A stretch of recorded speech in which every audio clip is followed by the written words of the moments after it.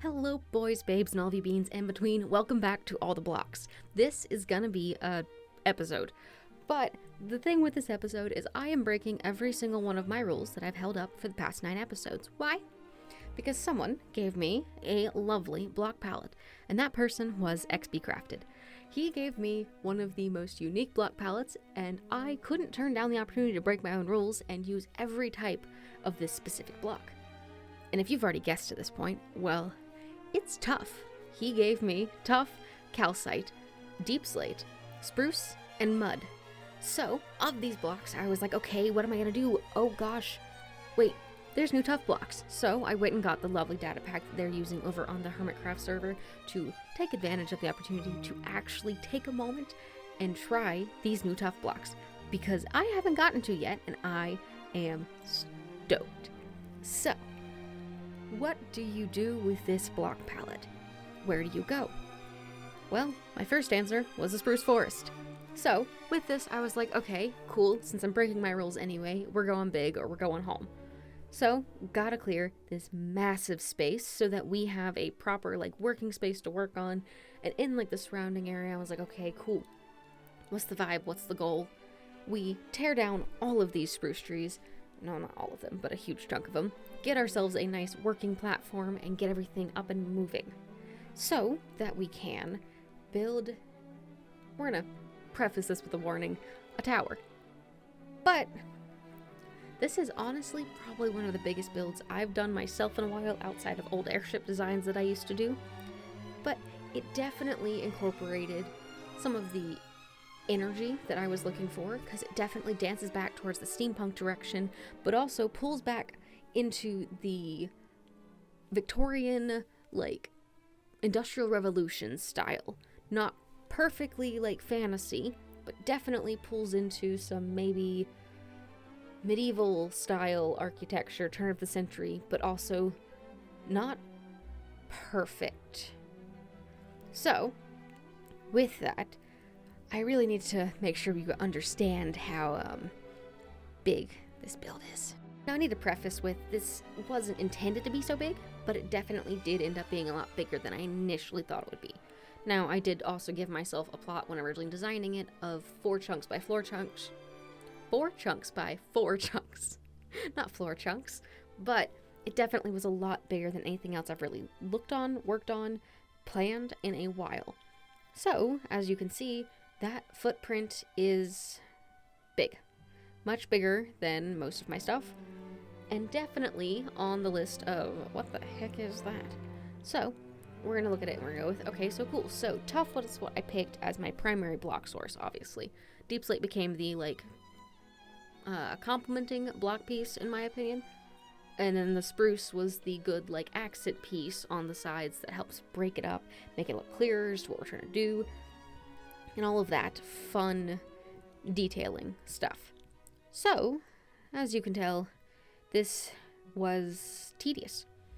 And unfortunately, the only way I could adequately time-lapse any of this is to hand-place every single block, because Lightmatica is incapable of pasting single layers. So, yeah, let's go suffer. That point you're seeing right there, that's the top of it. That flyby, yeah, we got a while to go.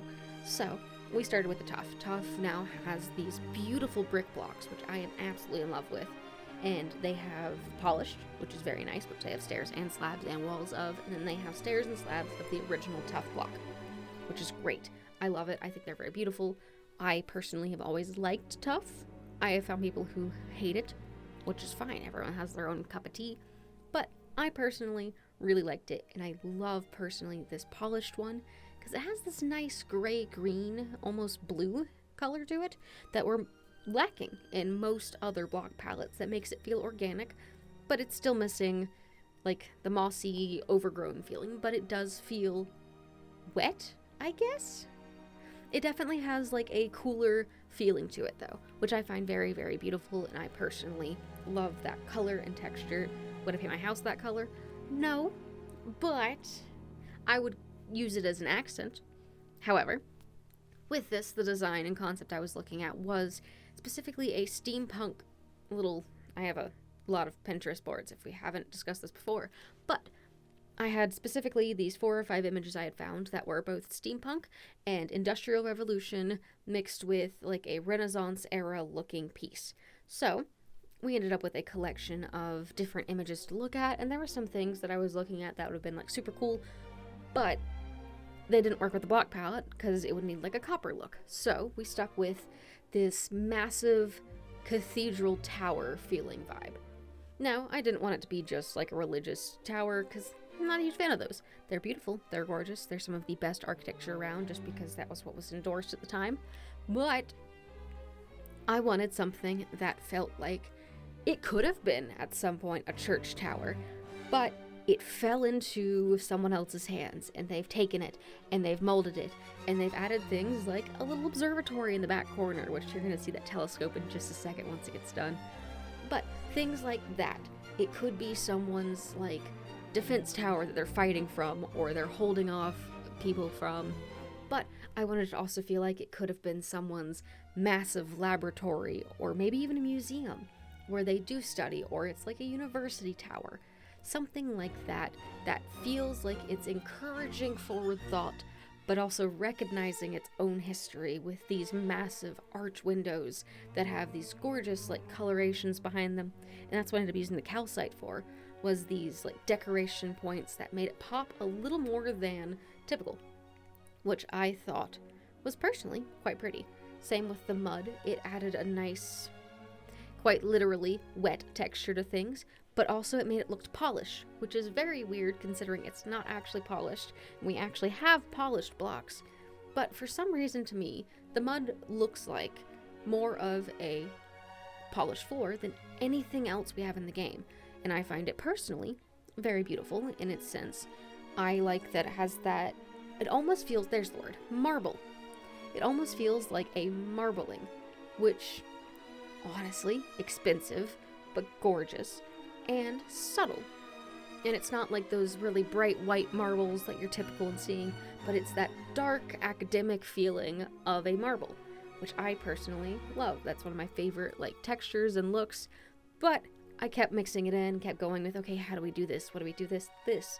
How do I incorporate some, since I'm breaking all my rules and we're using every block type of these, how do I incorporate the cobbled deep slate? And you'll see it in different spots where it's like the contour or the contrast to the mud where it's contrasting on its own. Or it's its own little like backsplash to give a shadowy feeling to anything that I didn't want to give too much depth to. So you end up with a weird collection of just these hodgepodge towers and these windows, because I didn't get any glass from this suggestion. It was all spruce. So I was trying to find a way to incorporate the trapdoors to create window panes without actually having glass in them, which I think came out pretty cool, honestly. But you end up with these funny arch windows because what are you supposed to do with it? I want it to feel grand and obelisk in nature, so we kept going with it. We kept running with it, and I ended up with these very tall spiked towers that pop up on different spots. You'll see some more soon. But that specific tower, I wanted to have these little spiked bits that stuck out from it that I got from one of my reference images that I thought was gorgeous because I think those are so cool. But you don't see them typically because they're hard to do. It took me about 45 minutes to figure out on one of the smaller ones that you're going to see in a second how I wanted to do the spikes to adequately represent and show the variety of how it was doing. It's a lot easier if you're doing it on odd build, but I was doing this on an even for a good chunk of these, so those were a handful. But you can see the centerpiece on the top of this tower is a clock tower. Why? Well, I still wanted it to pull towards the Industrial Revolution, into the steampunk-esque, and unfortunately due to the block palette, I couldn't really do anything that made it feel coppery, but I could make it machine-esque and having some sort of clock that's denoting when you are not quite where you are, but when. But it hits this nice point on the top where it shows you how and what your goal with this piece is. I both love it and hate it, so let's talk about it. So this build, in all honesty, took me almost 2.5 weeks to get done. I asked XB for this block palette a while back and then came to the conclusion that I was not going to get done in time for episode 9, so I wanted to go ahead and do a different build for that, which is where that purple one came from, which I'm very happy with. But this thing is huge. What do you do to add to this? How do you make it better? How do you make it just a little more something? Now, the big thing that hits my mind immediately is gotta get some trees back in here. That makes it the easiest answer. That is the most efficient way to add to things. But following that, what do you do? Like, do you go in here and do you just go in and I want some stained... Oh, I can't spell. Stained. Nope. I want glass panes. But do I go in and do I do like these glass pane style windows, which could look cool? So like, let's see. What is that gonna give me? Whoop, excuse me, apparently. I did not turn that off yet. But like, how do I effectively fill in some of this space that did not organically get filled in with the block palette? Because some of these don't look ideal for mixing in trapdoors. It's just bulky, it doesn't look quite right, but it's still cool. So there's so much you can continue to do with it, but you're left with a question of, what am I doing with it? Like, what's the goal here? If I would put the blocks in correctly, it'd be great. But you're sitting here going, okay, so up we go with this, up we go with that. How do we do this? What's the goal behind all of it? But something like that adds a huge change to the front to it, and we'll keep working on that in a minute. So that makes a huge difference with how it's perceived. And obviously we got to do some terraforming and stuff, but what else do you do? How else do you complement these things? Like, I was very happy with like windows like these because they frame themselves nicely.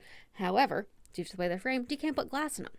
So that's great for higher levels where you don't want mobs coming in and you're safe from them, unless you're like me and this is not spawn proof. But that's an easy fix. You throw some pressure plates on it. But then you got these, which you can put glass in. Like, you can easily put some glass in that. And that does add that sense of it's safer, it's nicer. But then what else do you want to do with it? Because like my personal rule typically is I don't modify the build once I have it done. So how do you handle it? What's next? So I'm going to go do some touches, do some twists, see what else we can come up with. And hopefully, I'll like it even more when we're done. Let's see what happens. Alrighty, I love this. It definitely could also obviously use some more touch-ups and dab-arounds, but I've put in some blue stained glass and cyan and light blue stained glass all around the building and the different spots that I felt like it would make the most sense in and or the windows were capable of holding. So I put it in there and I think it looks absolutely gorgeous. Definitely adds the perfect splash of color to it while not being overwhelming, which I think is absolutely the biggest part you can do with this. And then I obviously dumped a metric ton of foliage around it so that we could get some more greenery growing up against it. And then we added this silly little maze in the front just because I enjoy a good little hedge maze. It's not really anything important. It just came like it felt like it belonged. So you can meander your way through this thing to get yourself a nice little walk. But I think it looks absolutely gorgeous. I am quite happy with the way this came out. I think one day, not today, but I think it'd be super fun to take a lot of my builds one day and try and do interiors on them. Because while I do enjoy a good interior, it is not something I get to do terribly often. But I think this is rather snazzy.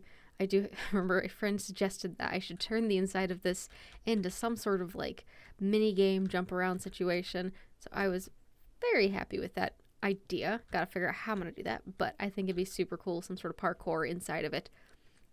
But thank you guys so much for watching, and thank you XB for this beautiful block palette. It has been an absolute blast working with it, and I am quite happy with the way this turned out. So if you have not already done this before, do me a solid. Go down in the comments. Send me a message. Tell me what block palette you think I should do next. Because we obviously got this thing. Mind you, I'm not going to break every rule. Next time we're going back to the rules of if it's going to be stone, it can't be stone brick stairs. But if you want stone brick, you got to request specific stone brick. That kind of thing. But next time, let me know what you think. Leave me a block palette, 3 to 5 blocks down in the comments, and I will get to it. Until next time, folks, take care and have a beautiful, beautiful rest of your day. Bye now.